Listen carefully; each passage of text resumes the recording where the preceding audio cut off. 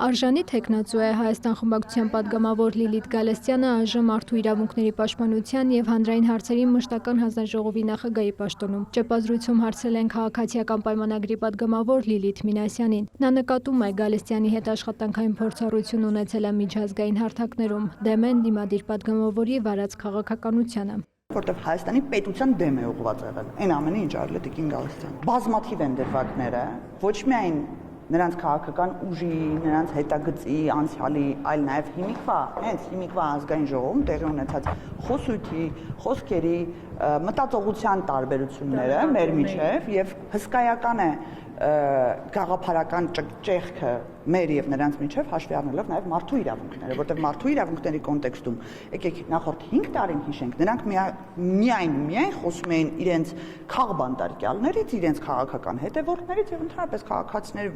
որոնց իրավունքները կարող են խախտվել, բայց ընդհանրապես ընդդիմադիր հայացքներ չունենալ, չգիտես ինչի նրանք լռում էին։ Այդ առումով բնականաբար դա հաշվի կառնվի։ Մինասյանը հակադարձում է ընդդիմադիր թեկնածուին, թե Հայաստանում բռնաճնշումների, քաղաքացիների իրավունքների ոտնահարման ցուցանիշը բարձր է։ Ընդգծում է, չկա միջազգային որևէ կառույց, որն արձանագրել է Հայաստանում նման խնդրահարույց դեպքեր։ Գալստյանն այժմ նիստի ընթացքում իր հիմնական ելույթի զգալի մասը նվիրել էր Հայաստանում մարդու իրավունքների վիճակին, կոշտ քննադատելով իշխանությանը։ Ապշում եմ մարդկանց երկերեսանության վրա, որովհետև ես ինքս ամբիոնից խոսելիս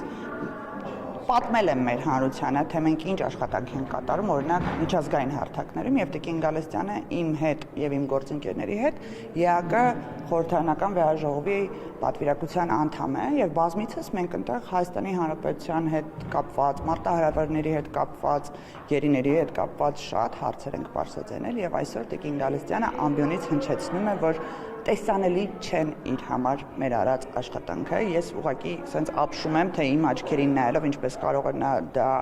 այդպիսի բան ասել։ Հաշվի առնելով դա, արդյոք քաղաքացիական պայմանագիրը մտադիր է Գալստյանին չընտրել ազգային ժողովի մարդու իրավունքների պաշտպանության և հանրային հարցերի մշտական հանձնաժողովի նախագահի պաշտոնում։ Նիստի ընթացքում Գալստյանի տված պատասխանները հաշվի կառնվեն նրա չընտրվելու վերաբերյալ խմբակցության որոշման ժամանակ։ Լուրերի հարցին պատասխանելով կառավարող ուժի պատգամավորը նշում է. Մենք բոլոր հանձնաժողովների թեկնածուներին մանրակրկիտ իրենց դիրքորոշումները կոնկրետ ոլորտային հանձնաժողովի հետ կապված փորձում ենք ճշգրտել, պետք է լինի քննարկում եւ կոնսենսուսային դիրքորոշում ֆրակցիայում։ Կոնսենսուսային նկատմամբ քվեարկությամբ մենք տենց ենք որոշումներ կայացնում։ Դեմ կողմ կարծիքները լսում ենք, վերջում քվեարկում ենք։ Նաև պարտավորություն չկա ընդդիմադիր թեկնածուներին այժմ մշտական հանձնաժողովներում ընտրելու հարցում, շեշտում է պատգամավորը։ Խորհրդարանական մեծամասնություն կազմող ուժի միակ ցանկությունն է ձևավորել նոր ազգային ժողով։ Մենք ուզում ենք ոչ միայն բարեկրթություն ցենց շապիկ լինի ուղղակի բոլորիս վրա, ու ասենք մենք այսուհետ ընդհանրապես չենք օգտագործելու որևիցե բառամթերք, որը կարող է հատի դրան, այլ մենք ուզում ենք մեր հանրությունը այդ պոլարիզացիան, որ կա, այդ ճեղքվածքը, որ կա, որ մարդիկ իրար այդ քաղաքական հայացքների պատճառով վիճաբանություններ են ունենում, շատ սուր, շատ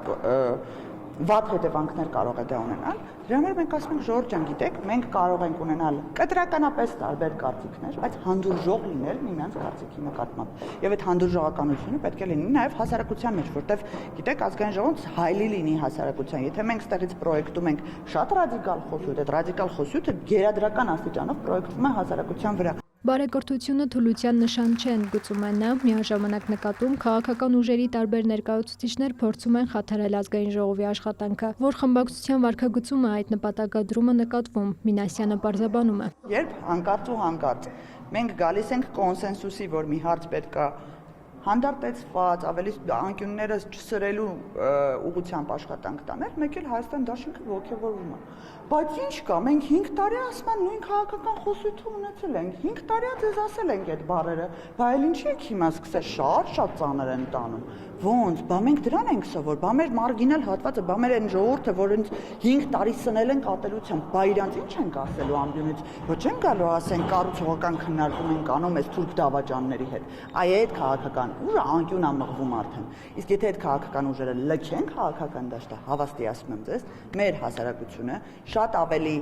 վստահելիություն են ունենալու պետական ինստիտուտների նկատմամբ։ Ինչ վերաբերում է ուժեղ Հայաստան խմբակցությանը, ապա Լիլիթ Մինասյանը հույս ունի, որ այնտեղ փոփոխություններ կլինեն։ Մերի Խաչատրյան, Հովհաննես Քյոսյան, լուրեր։